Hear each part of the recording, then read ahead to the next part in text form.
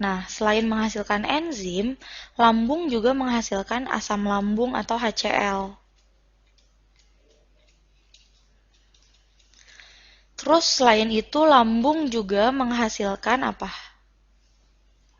Air dan lendir. Nah, ketiga zat ini, baik itu enzim, yang renin, yang pepsinogen, terus yang lipase, terus asam lambung, sama air sama lendir ini disebut dengan istilah getah lambung. Untuk enzim renin ada fungsinya sendiri, yaitu menggumpalkan kasein yang berasal dari susu. Atau kadang bahasanya bukan menggumpalkan kasein, tapi mengendapkan kasein.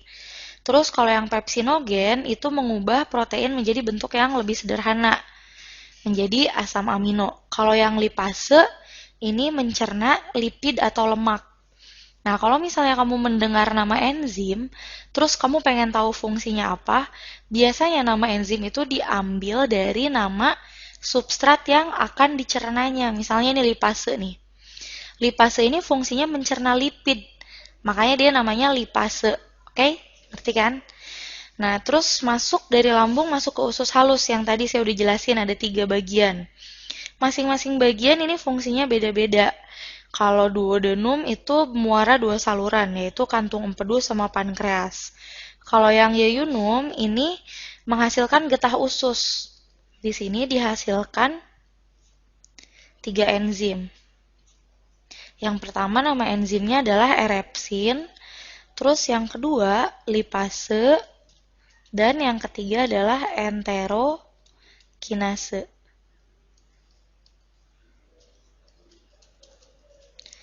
Terus kalau di ileum, ini bagian usus halus yang terakhir, di sini terjadi proses penyerapan sari-sari makanan atau absorpsi oleh vili-vili atau jonjot pada dinding ileum. Dari usus halus masuk ke usus besar atau kolon.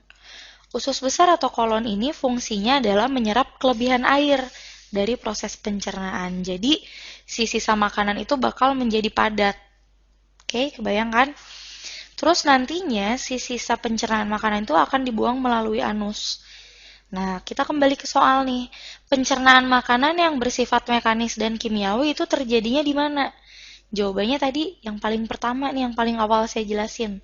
Yaitu di rongga mulut. Mekanisnya dia dikunyah dengan gigi, kimiawinya dia dicerna pakai enzim yang dihasilkan oleh kelenjar ludah. Jadi jawabannya adalah yang C, yaitu mulut.